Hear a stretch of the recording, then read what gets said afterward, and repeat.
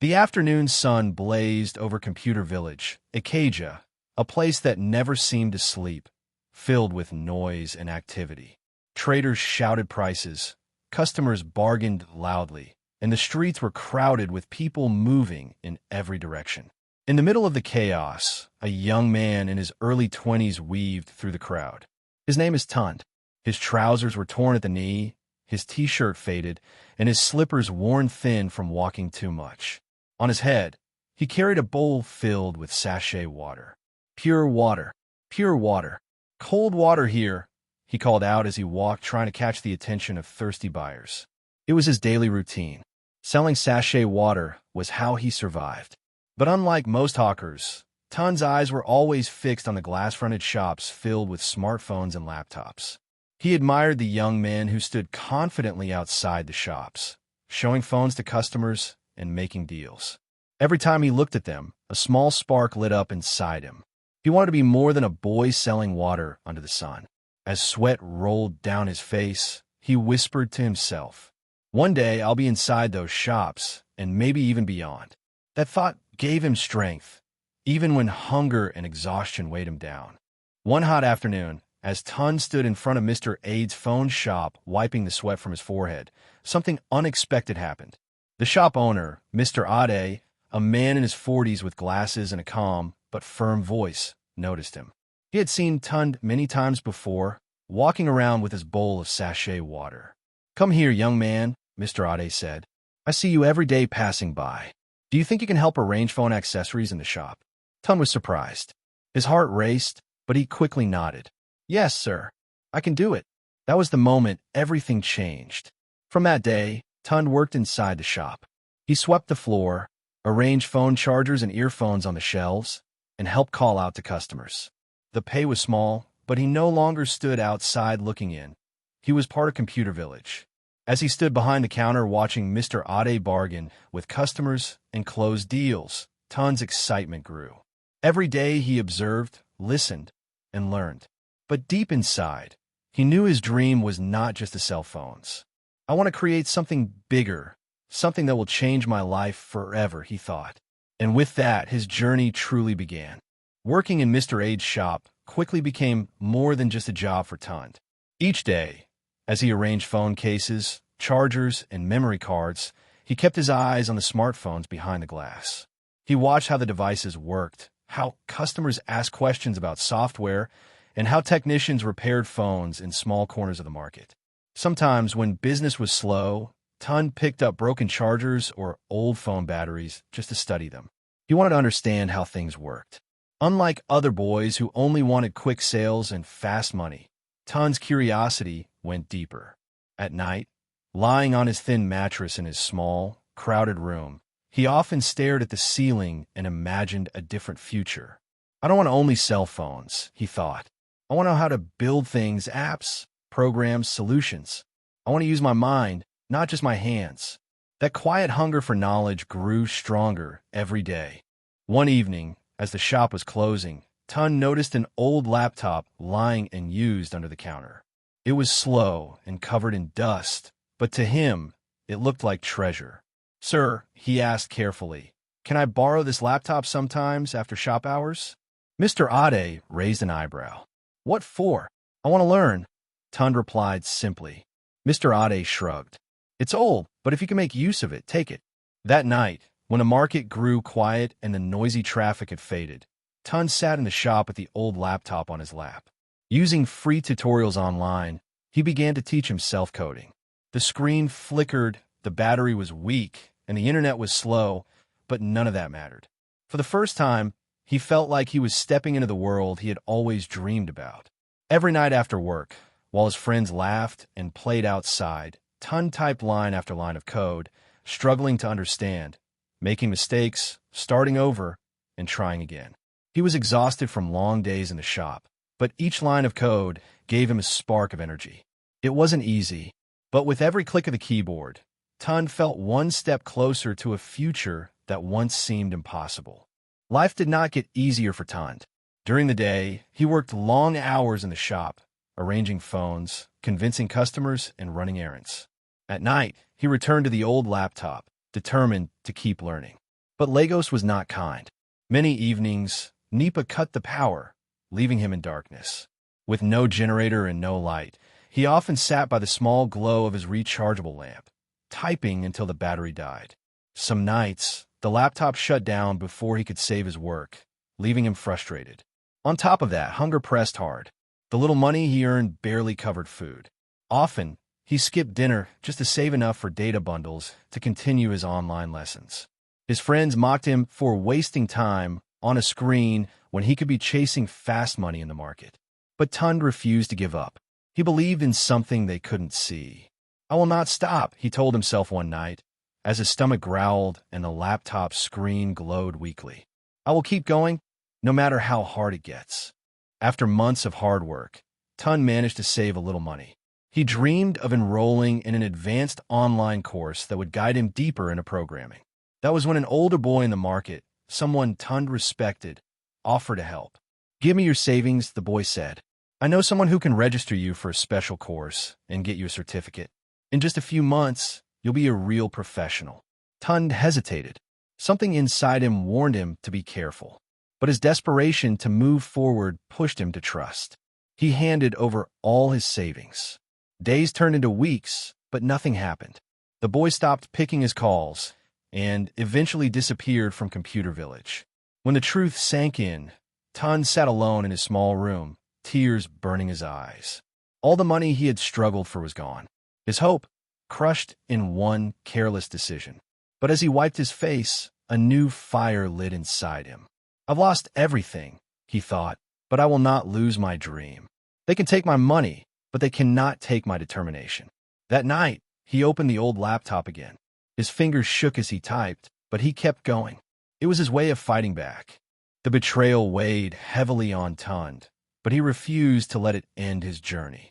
Each morning, he put on his worn-out shirt and returned to the shop as if nothing had happened. During the day, he smiled at customers, carried boxes, and swept the floor. But inside, his heart ached at the thought of his lost savings. Still, every night after closing, he sat with the dusty laptop, determined not to quit. He began again, slowly teaching himself new coding languages, line by line. He no longer trusted promises from others. Instead, he trusted only his persistence. One evening, after hours of practice, Tunde successfully built a simple calculator app. It was small, almost insignificant, but when he saw it work on the screen, his heart raced. "If I can create this," he thought, "then I can create something greater." For the first time since the betrayal, he smiled with genuine hope. Months passed, and Tunde's skills continued to grow. He paid close attention to the daily struggles of the traders around him. Many of them had no proper way to track their sales or remember which customers still owed them. One night, as he sat with the old laptop, an idea came to him. What if I build an app that helps these traders manage their sales and payments? Driven by the thought, he worked for weeks, sacrificing sleep, pushing through errors and constant frustration. Finally, he finished a simple app that allowed shop owners to record daily sales, track payments, and calculate profit. The next day, he showed it to one of the traders he knew. The man tapped through the app, surprised by how useful it was. Soon, other traders began to ask Tunde for the same thing. They offered him small amounts of money in appreciation, and although it wasn't much, it was the first real income from his dream. Instead of spending it, Tunde made a bold choice. He used the money to enroll in an online programming course, determined to deepen his skills and make his app better. With each new lesson, he improved the app, fixing bugs and adding simple features. The traders noticed the changes and praised him even more. One afternoon, as he was demonstrating the updated app to a trader, a well-dressed customer overheard the conversation. Curious, the man asked Tunde to explain what he had built. That moment would open the door to Tunde's next chapter. The well-dressed customer who had stopped to ask about Tunde's app turned out to be a software developer from a tech hub on Lagos Island. He listened carefully as Tunde explained how the app worked and how it was already helping small traders in Computer Village. The man was impressed. "You built this on your own?" he asked. Tunde nodded nervously. "Yes, I've been teaching myself online." The developer smiled. "This is good. You should not keep it here alone. Come to our hub this weekend. We're having a small showcase for young developers." Bring your app. Let others see what you've built. Tun's heart raced. He had never imagined anyone beyond Computer Village would care about his work. That weekend, he traveled to Lagos Island with his old laptop in a worn-out bag. Inside the tech hub, the atmosphere was completely different. Bright lights, projectors, and young professionals discussing code like it was second nature. For a moment, Tun fell out of place. But when his turn came to present, he spoke with passion. He explained how his app solved real problems for traders, people who formed the backbone of Nigeria's informal economy. His voice grew steady as he shared the story of how he built it from scratch, using nothing but a dusty laptop and free tutorials. By the time he finished, there was silence in the room, then applause. Several people came to him afterward, asking for his contact. A few investors even wanted to know if he was open to funding. That night, lying on his bed back in Computer Village, Tun stared at the ceiling, his heart full. For the first time, he felt seen. His dream was no longer just his. The world was beginning to notice. Success did not come without problems. After receiving small funding, Tun launched his startup officially. He hired a few young people like him and worked out of a tiny co-working space in Yaba. The excitement was real, but soon the challenges began. His servers crashed when too many users tried to access the app at once. Angry traders called him non-stop, complaining that they couldn't log in. He spent nights without sleep, fixing bugs, patching errors, and apologizing to customers. At the same time, competitors noticed him. Larger companies tried to copy his idea, launching similar apps with more features and bigger marketing. Investors who had once praised him began to pressure him for faster growth. There were moments when Tun felt like giving up. Sitting in the office at 2 a.m., surrounded by empty food packs and half-dead laptops, he wondered if he had made a mistake. But then he remembered the boy who once sold sachet water under the sun. That memory motivated him. I didn't come this far to stop, he told himself. I'll fight through this storm. And with that, he returned to work, determined to rise again. After weeks of sleepless nights, countless server crashes, and endless complaints from angry customers, Tun finally found a breakthrough. He and his small team worked tirelessly, rewriting code, upgrading their servers, and adding new features that traders have been begging for. Slowly, the tide began to turn. The app grew more stable, and users started returning. Traders who once doubted him came back, telling others about how useful his platform had become. What began as a small idea for Computer Village spread across Lagos, then to other cities like Ibadan, Port Harcourt, and Abuja. With every new milestone, investors gained more confidence in him. They provided additional funding, which enabled him to expand his team and rent suitable office space in Victoria Island, the heart of Nigeria's tech ecosystem. Tun's name started appearing in blogs and newspapers. From hacker to tech innovator, the boy who built an app for Nigeria's traders.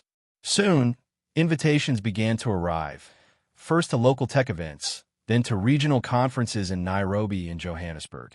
Eventually, he stood on global stages, sharing how he turned his struggles into solutions. But through all the applause and recognition, Tun never forgot the nights he sat in the dark with only an old laptop and a flickering lamp. He carried those memories like fuel, reminding himself of how far he had come and how much further he could still go. He was no longer just Tun, the boy from Computer Village. He was now Tun, the founder of one of Africa's fastest-growing tech companies. Years later, the once-forgotten boy who sold sachet water walked back into Computer Village as a man transformed. The same narrow streets and noisy stalls that had once been his world now welcomed him as a guest of honor. This time, he didn't carry a bowl of water on his head. He stepped out of a sleek black SUV, dressed in a tailored suit, his presence commanding attention. Traders paused mid-sale, whispering his name. Some who had known him as a boy selling water rubbed their eyes in disbelief. Tunde gathered the people in front of Mr. Aid's old shop, the very place that gave him his first chance. With a microphone in hand, he made an announcement that left the crowd in awe. "I was once one of you," he said, his voice steady but emotional. "I sold water on these same streets. I arranged chargers and phone cases here, and I once borrowed a dusty old laptop to chase a dream. Today, that dream has taken me across the world, and now I've come back to give others the same chance I was given. He unveiled his new project, a free tech training program for underprivileged youth in Computer Village. The initiative would provide laptops, internet access, and mentorship so young people could learn coding, app development, and other digital skills. The market erupted with cheers. Some traders cried, others clapped until their hands ached. For them, Tunde's story was no longer just about one man's success. It was proof that dreams could rise from the dust of hardship. As he stood there, surrounded by familiar streets and faces, Tunde felt a deep sense of peace. His journey had come full circle, from sachet water to global stages, from a dusty old laptop to a tech empire. He had not only changed his life, but he was now opening the doors for many others to change theirs. And for Tunde, that was the true definition of success. Don't forget to like, share, and subscribe for more touching stories that will inspire and move your heart.